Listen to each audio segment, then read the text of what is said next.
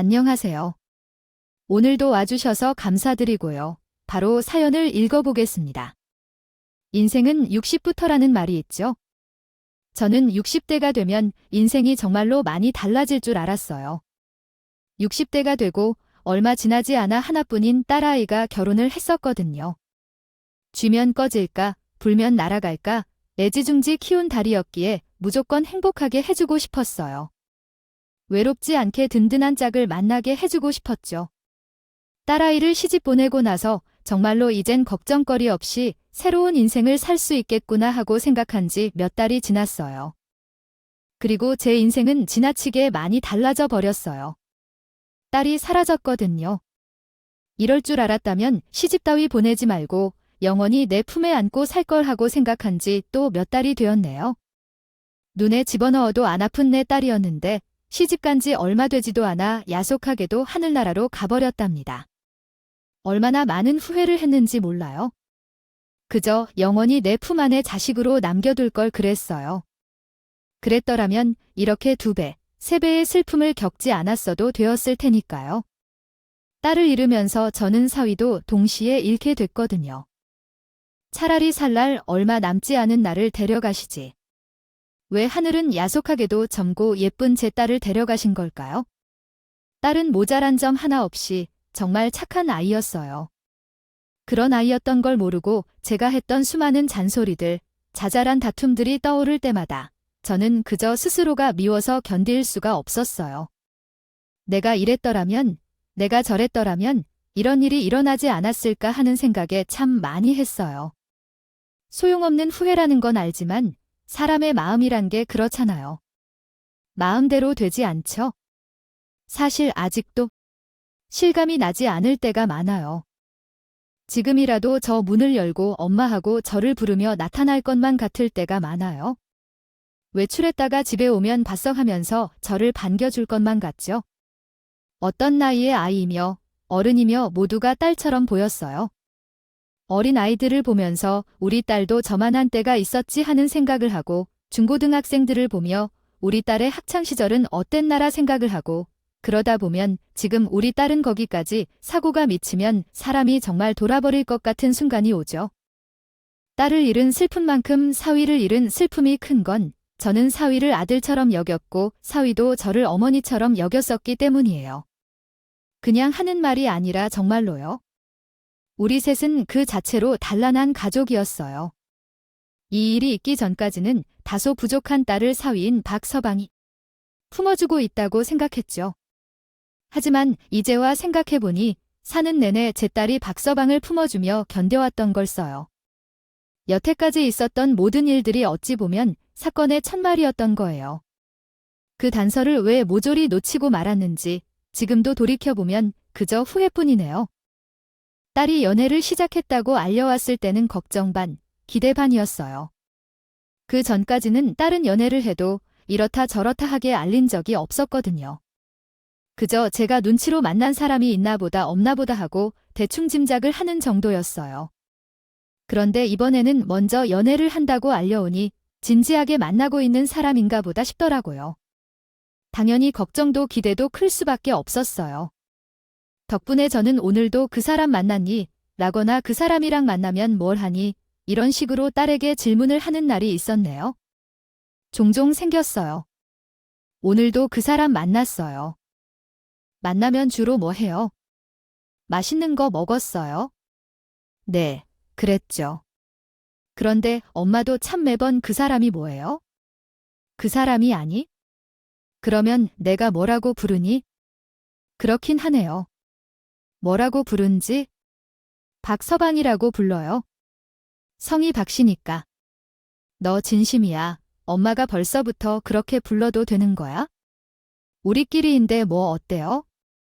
그리고 저 진심 맞아요. 엄마도 짐작하셨겠지만 저희 사람 정말 진지한 마음으로 만나고 있어요. 아마 곧 정식으로 인사드리러 올 거예요. 그리고 이거 엄마 갖다 드리래요. 아이고, 아이 뭘 또 보내왔어. 매번 널 빈손으로 보내는 법이 없구나. 참 이해의 바른 사람이야, 엄마. 그런데 그 사람 조금 문제가 있어요. 문제라니. 뭔데 큰 거야? 그래도 내가 진지하게 만나는 것 보니 심각한 건 아닌 거지? 사람에 따라서 심각하게 받아들일 수도 아닐 수도 있을 것 같아요. 우리 엄마는 아닐 것 같지만 혹시 몰라서요. 그런데 박서방이 절대로 미리 말하지 말라고 했거든요. 아니, 그럴 거면 얘기는 왜 꺼냈어? 궁금하게. 조만간 방문할 테니까 그때까지만 참으세요. 박서방은 딸과의 연애 시절부터 우리 집을 방문할 때면 빈손으로 오는 법이 없는 사람이었어요. 그건 작건 무엇이든지 맛있고 좋은 걸 보면 집으로 가지고 오거나 딸의 손에 들려보냈죠. 사실 연애를 시작한다고 처음으로 얘기한 것도 박서방이 들려보낸 먹거리를 전하느라 그런 거였어요. 그 외에도 소문난 맛집에선 새벽부터 줄을 서서 꽁꽁 언손으로 자리를 맡아주는가 하면 제가 구운 과자를 좋아한다고 했더니 비싸고 맛있기로 유명한 가게에서 구운 과자를 종류별로 하나씩 다 사서 딸 편으로 보내왔더라고요. 그래서 저는 박서방이 사람이 참 다정하구나, 그리고 집안이 퍽 넉넉한 편인가 보다 하고 생각했었어요. 그런데 정식으로 결혼을 허락받겠다고 인사를 한 날, 박서방이 꺼낸 얘기는 그게 아니었어요. 박서방 왔어. 내가 벌써부터 박서방이라고 부른다고 부담스러운 건 아니지. 부담이라뇨. 예측부터 가족으로. 맞아주시는 것 같아서 제가 얼마나 좋은지 어머니는 모르실 겁니다. 다도 어르신들이 들으면 남의 집 귀한 아들을 왜 데려가냐고 하시겠어요? 아이 그래, 사돈께서는 언제 뵙자 이런 말씀 아직 없으시고 저 어머니 거기에 대해서 드릴 말씀이 있습니다. 아이고, 무슨 얘기길래 그렇게 심각하게 분위기를 잡고 그래? 혹시 부모님께서 우리 딸을 반대하셔 내가 호rom이라 그래? 아닙니다. 절대 그런 것도 아닙니다. 오히려 반대입니다. 반대라니, 제가 다 말씀드리면 어머니께서 절 반대하실까봐 그게 걱정입니다. 하지만 솔직하게 말씀드리겠습니다. 전 보육원 출신이에요. 가족도 없이 혼자 컸고요. 아이고, 세상에 박서방이 진작에 얘기를 하지 그랬어. 난 그런 줄도 모르고 내가 그런 걸로 왜 박서방을 반대하겠어? 박서방만큼 좋은 사람이 이 세상에 어디 있다고? 아닙니다. 제 흠이 될 수도 있다는 것 잘 알고 있습니다. 하지만 어머니께서 받아주기만 하신다면 당연히 받아주고 말고 더 말할 것도 없어. 이 사람과 어머니 둘 다 제 인생의 첫 가족입니다. 제가 선택한 가족이기도 하고요. 너무 좋습니다. 그리고 이 사람 만난 것만큼이나 어머니가 생긴 게 너무 좋습니다. 저 그냥 사위 말고 오늘부터 아들 시켜주십시오. 아이고, 배도 안 아프고 이렇게 큰 아들이 다 생기고 내가 복덩어리네. 저야말로 복덩어리인 것 같습니다. 남들은 부모님을 선택할 수 없지만 어머니는 제가 선택한 어머니니까요. 박서방의 외침 덕분에 우리 가족은 눈물바다가 됐다가 웃음바다가 됐다가 했어요. 저는 박서방의 혼자 컸다 얘는 말에 더 대견하게 느껴졌죠. 부모님도 안 계시는데 어쩜 이렇게 바르게 자라서 제 살 길 찾아 잘 먹고 잘 살고 있는지 제가 다 뿌듯했어요. 본인이 한 말에 책임이라도 쓰듯 박서방은 정말 아들처럼 굴었어요. 어떨 땐 딸아이보다 더 사이가 깨굴기도 했죠. 쉬는 날이면 날이랑 데이트하기도 바쁠 텐데 굳이 저를 데리고 젊은 사람들 다니는 좋은 레스토랑이며 카페에 데려가줬어요. 그때마다 제 손을 꼭 잡고 다니곤 했죠. 아이고, 박서봐. 이렇게 다한을 끈 여자 손잡고 다니면 남들이 흉봐. 흉보는 사람들이 이상한 곰이다. 정상적인 사람이라면 사이 좋은 모자 사이라고 생각할 겁니다. 그런 거 신경 쓰지 마시고 저와의 하루를 즐겨주세요, 어머니. 혹시 저랑 다니는 거 지겨우세요? 아이고, 참, 그럴 리가 있겠어. 너무 젊은 사람들 다니는 곳이라 나 같은 늙은이가 이런데 와도 되나 싶어서 그러지? 요즘 세상에 젊은 사람만 가야 되고 어르신들만 가야 하고 그런 장소 구분 없습니다. 걱정하지 마세요, 어머니. 그래, 그러면 내 박서방만 믿고 오늘 하루를 실컷 즐기도록 갈게. 박서방 손만 잡고 다니면 하루 종일 신기한 세상 구경하느라 심심할 일이 없었어요. 남편을 먼저 보내는 후 잿빛이었던 제 하루하루가 알록달록하게 물들어가는 느낌이더군요. 저는 정말로 간만에 살아있다는 느낌을 받을 수 있었어요. 그리고 얼마 지나지 않아 딸아이는 결혼식을 올렸어요. 딸은 박서방의 사정을 생각해서 혼인신고만 하자고 했지만 박서방은 절대 그럴 수 없다고 했어요. 한 번뿐인 결혼식인데 남들 하는 건 다 해야 한다고 했죠. 자기는 하객 측이 텅 비어 있어도 아무렇지 않다고 했어요. 사실 저희 쪽도 친척이 그리 많지는 않았기 때문에 크게 티가 나지는 않더라고요. 설령 티가 좀 난다 하는데 뭐 어쩌겠어요. 저와 딸 그리고 박서방은 아무렇지도 않았으니까요. 오히려 박서방의 회사 동료 지인들이 많이 오셔서 자리를 모두 채워줬어요. 박서방이 인맥 부자네 싶어 저는 내가 사위 하나 잘 얻은 것 같다는 생각에 흐뭇해졌어요. 결혼 후 딸과 박서방은 우리 집에서 아주 멀지 않은 곳에 신혼집을 얻었어요. 대출이 최대한으로 받아서 작더라도 아파트를 들어가는 게 어때 그래야 신혼생활을 편안하게 즐길 수 있지? 에이, 그게 무슨 소리예요? 엄마 집이랑 가까운 곳이 무조건 1순위예요. 그치, 자기야? 물론 이제 그리고 저는 예전부터 마당이 딸린 주택에서 꼭 한번 살아보고 싶었습니다. 이 사람과도 얘기 끝냈어요. 정원 관리는 제가 열심히 하기로 했습니다. 아이고, 젊은 애들이 주택에 살면 여름엔 덥고 겨울엔 추워서 힘들어. 깨끗하게 고치고 단열 단단하게 하면 됩니다. 걱정하지 마세요, 어머니. 저는 대출을 최대한으로 껴서라도 작은 아파트를 들어가는 게 어떠냐고 했지만 박서방은 우리 집에서 멀지 않은 곳이 1순위이고 2순위는 마당이 딸린 주택에서 살아보고 싶다고 하더군요. 나라에도 거기에 동의했고요. 하지만 두 가지 조건을 모두 만족시키는 집이 쉽사리 나타나진 않았어요. 때론 너무 멀었고 때론 너무 비쌌죠. 결국 둘은 신혼집으로 아주 낡은 주택을 얻게 되었어요. 방은 3개나 되는 넓은 집이었지만 마당엔 지저분한 풀들이 무성했고 한쪽 구석엔 외신연스러운 창고마저 있는 집이었어요. 박서방은 창고를 보고 되려 아지트가 생기겠다며 좋아하더군요. 나를 잡아 아래 거미줄과 먼지를 싹 걷어내고 청소를 하자 아주 말끔한 공간이 된 모양이더라고요. 나라에 와서는 굳이 가까이 하지 않는 공간이긴 했지만 겉도 속도 말끔하게 리모델링을 하자 잡지에 나올 것 같은 근사한 집이 되었어요. 리모델링 비용을 아끼느라 딸아이와 박서방은 녹취가 됐지만요. 몇 달의 집 수리에만 매달렸는지 모르겠네요. 도배는 물론이고 전기공사까지 박서방이 다 알아서 했지 뭐예요. 이런 건 또 어디서 배웠나 싶어. 흐뭇했어요. 하루는 집들이라고 저를 초대했는데 제가 다 흐뭇하더라고요. 딸한테 제대로 요리 한 번 가르친 적 없는데 예쁜 접시에 근사한 요리를 담아 대접해주는 걸 보고 있자니 눈물이 날 것 같았어요. 엄마가 요리 한 번 가르쳐 준 적 없는데 언제 이렇게 근사하게 요리하는 법을 배웠어? 아유, 요즘은 인터넷에 레시피 다 나와 있잖아요. 보고 그대로 따라하기만 하면 돼요. 아니면 밀키트라고 해서 재료 싹 손질해서 팔아요. 양념도 다 들어있어서 그대로 끓이기만 하면 끝. 어때요? 먹을만 하죠? 너무 맛있어서 깜짝 놀랐어. 엄마가 박서방한테 미안할 일은 없겠구나. 어머니께서 저한테 미안하실 일은 평생 없으실 겁니다. 이 사람과 결혼하게 해주시고 제 어머니가 되신 것만으로도 저는 큰 은혜를 입었는 거려.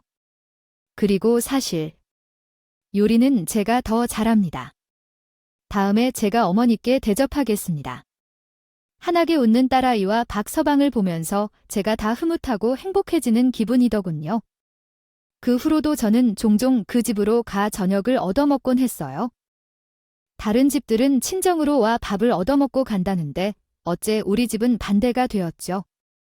그리고 그때마다 박서방은 정말로 가진 요리 솜씨로 저와 딸의 일을 깜짝 놀라게 했어요. 박서방은 들어보지 못한 신기한 외국 요리도 뚝딱 만들어내곤 했어요.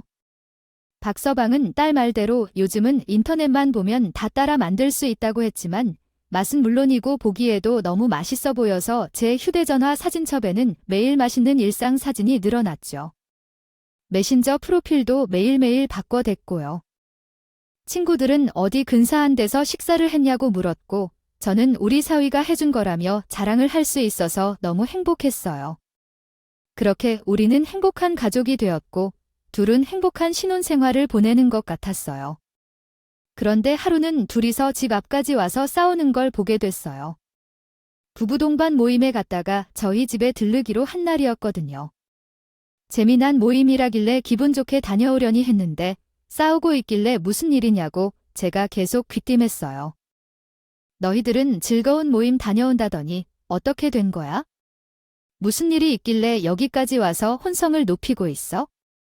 아니 글쎄, 이 사람이 선물해준 귀걸이가 있는데 그게 다른 사람이 도둑맞은 거랑 똑같은 제품이잖아요. 알고 보니 딸애가 부부 동반 모임에 차고 가던 귀걸이가 문제였어요. 다른 집 아내가 그 전 모임에서 잃어버린 것과 똑같은 걸 박서방이 찾은 모양이더라고요. 그 여자가 내 귀만 뚫어져라 쳐다보는 거 못 봤어. 왜 하필이면 똑같은 걸 따라 샀어. 꼭 그 여자 거를 훔쳐서 내가 하고 다니는 느낌이잖아. 하다못해 오늘은 다른 귀걸이 하라고 얘기라도 해주던가. 난처해진 박서방은 시무룩해진 표정으로 눈으로 저에게 도와달란 신호를 보냈지만 부부 문제인데 제가 뭘 어쩌겠어요. 저는 그저 어깨만 으쓱할 뿐이었죠. 박서방이 여자 마음을 잘 몰랐구나 싶었어요.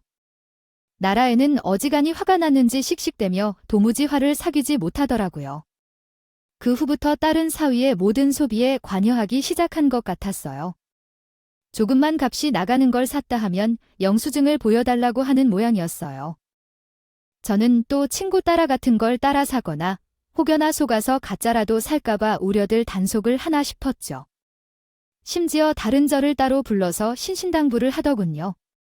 박서방이 사오는 걸 받지 말라고요. 저는 박서방 숨통 막히게 정도껏 하라고 했지만 딸은 단단히 결심한 듯 아주 완고했어요.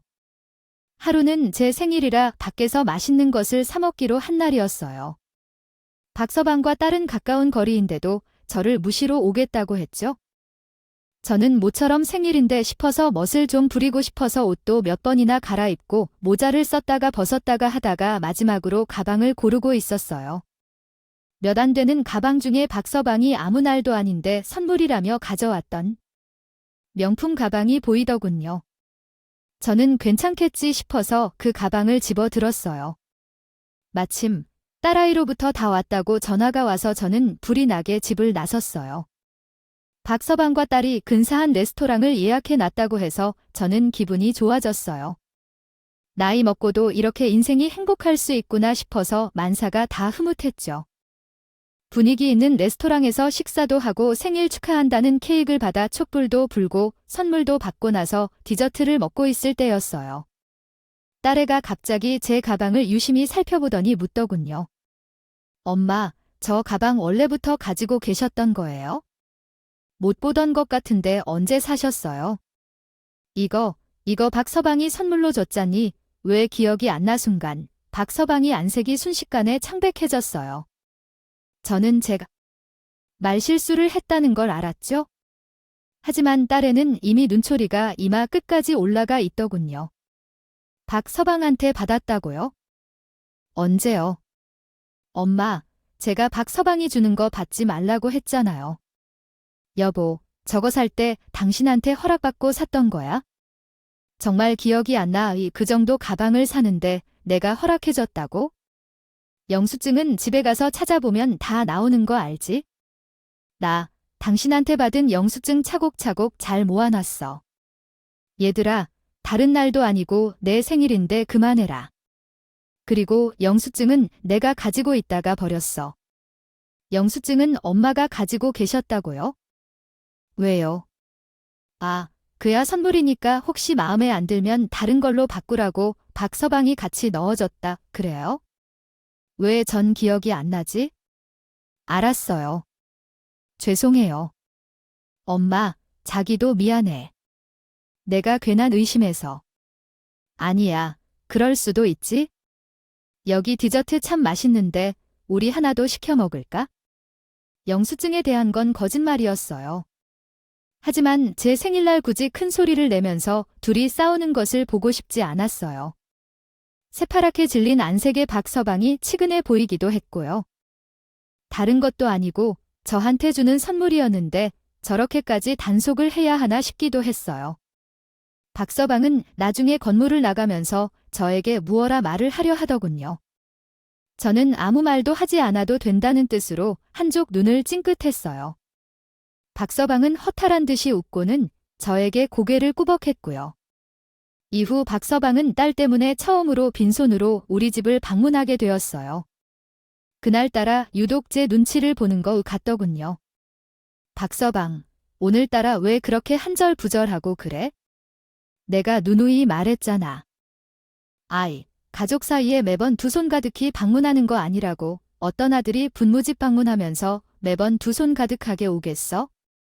심지어 가끔 오는 것도 아니고 자주 방문하잖아. 그러자 박서방이 치근하게 대답하더라고요.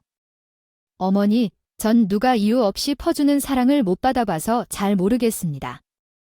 그냥 세상에 공짜는 없다. 하나는 줘야 하나를 받을 수 있다는 생각만 하고 살았습니다. 제가 사람을 못 받고 자란 티가 많이 나죠. 죄송합니다. 나한테 죄송할 것도 없어. 빈손으로 와도 좋으니 그저 지금처럼 자주자주 얼굴이나 보여줘. 그날부터 저는 사위에게 종종 빈손으로 그냥 집에 들르라고 했어요. 손에 뭔가 들고 오지 못하게, 운전도 하지 말고 자전거를 타고 들르라고 했죠. 자전거는 제가 박서방 생일 때 사준 것이었는데 신기하게도 박서방은 자전거를 잘 못하더라고요. 한 손으로 타는 것도 힘겨울 수준이라 계속 빈손으로 오게끔 연습을 시킨 거죠. 저는 딸의 엄마이기도 했지만 박서방의 엄마라는 마음도 동시에 가지고 있어서 박서방에게 아무 조건 없이 주고받는 사랑에 대해서 알려주고 싶었어요. 박서방이 빈손으로 머쓱하게 방문할 때마다 저는 박서방에게 진수성찬을 차려주고 꼭 손에 뭐라도 들려서 돌려보냈어요. 무조건 하나를 줘야 하나를 받을 수 있다는 그 생각을 없애주고 싶었거든요. 그렇게 박서방은 빈손으로 집을 방문하는데 조금씩 익숙해져 가는 것처럼 보였어요. 가끔 뭔가를 가져오는 날은 딸과 함께 오는 날이거나 트럭에서 오는 과일을 충동적으로 사오는 정도였어요.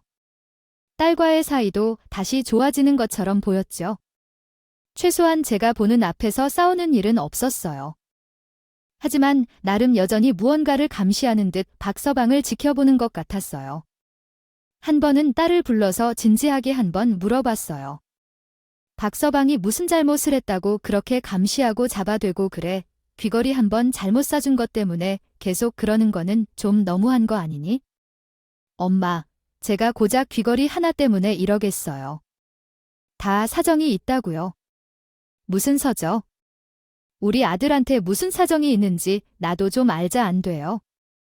부부 사이에만 이야기할 수 있는 비밀 같은 거예요. 아직 확실한 것도 아니고. 박서방이 큰 실수라도 했어요. 너만 알고 있는 거야? 나한테도 좀 알려주면 안 되니? 그런 건 아닌데요. 나중에 기회 되면 말씀드릴게요.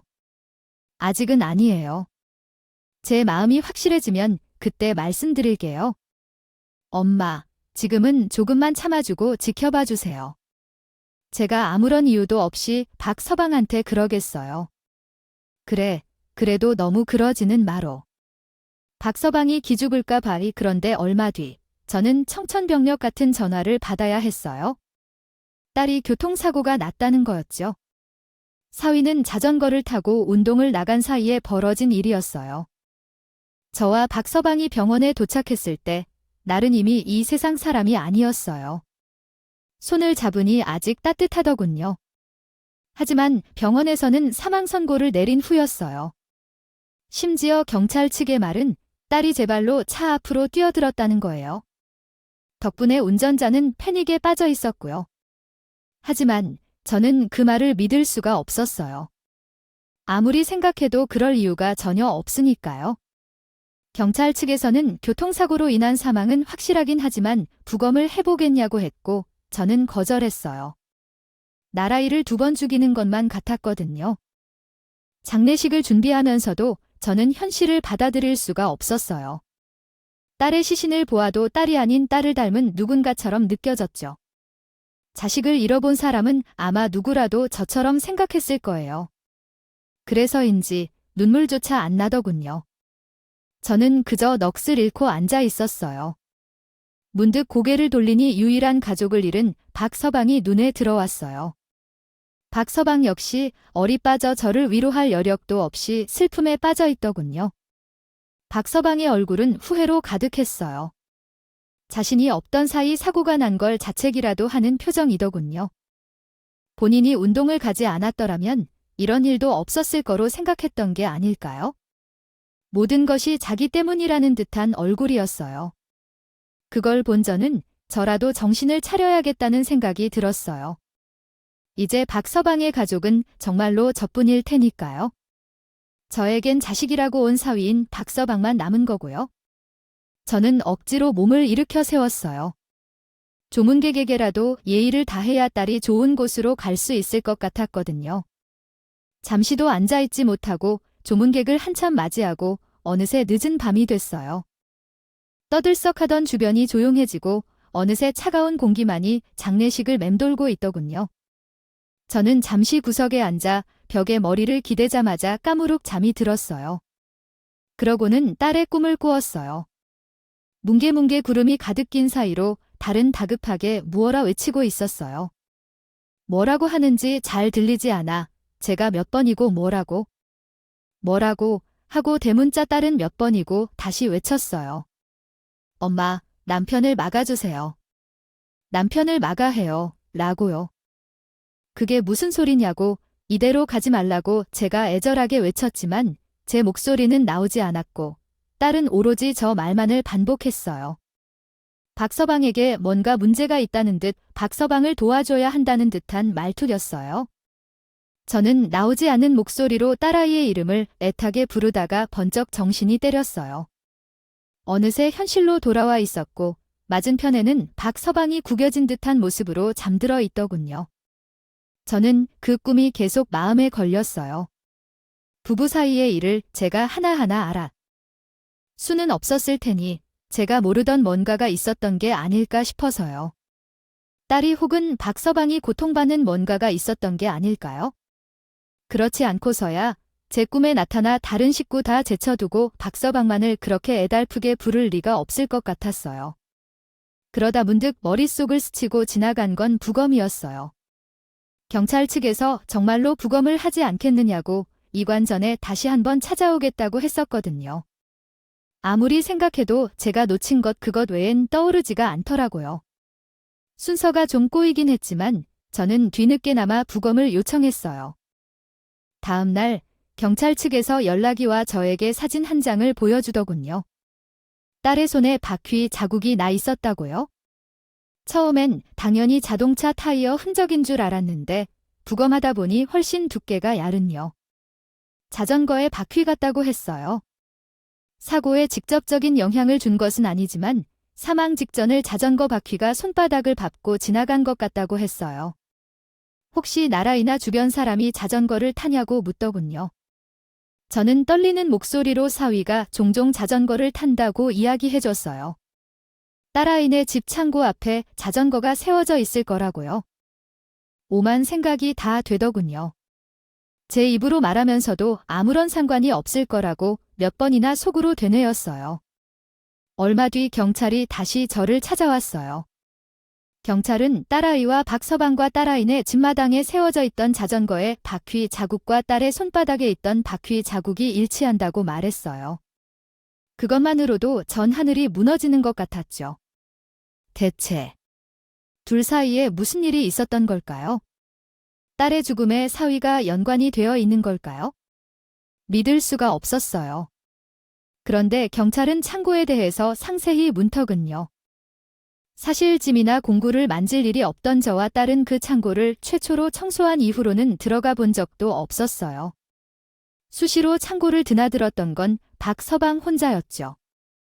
경찰들은 창고 문을 열어봐야겠다며 저에게 동행을 요청했어요. 잠금 장치가 몇 단계나 걸려 있는 것을 어쩐지 수상하다는 말과 함께해요. 저는 점점 숨을 쉴 수 없을 것 같은 공포가 저를 엄습해 오는 것을 느꼈지만 어쩔 수 없이 경찰과 동행했어요.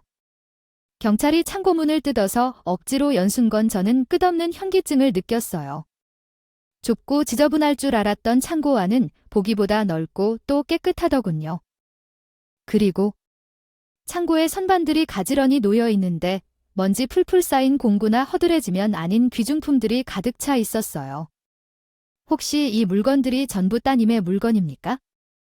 아니면 사위에게 보낼 것인가요? 아니면 혹시 어머님의 소유입니까? 야, 완전히 명품 매장을 차려놨네. 촬영해서 경찰들은 어이없다는 표정으로 제게 물었죠. 물론 그럴 리가 없었기에 저는 고개를 젓는 것 외에는 그 어떤 대답도 할 수가 없었어요.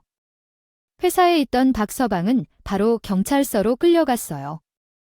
창고에 있는 귀중품들은 모두 박서방이 도둑을 해서 모은 물건들임이 밝혀졌어요. 알고 보니 어릴 적부터 병적이다 싶을 정도로 도둑이 있었다고 하더군요. 무엇이든 베풀어야 사랑을 받을 수 있다고 생각했던 거 아닐까요? 있다는 그릇된 생각에 사로잡혀 있었기 때문이죠.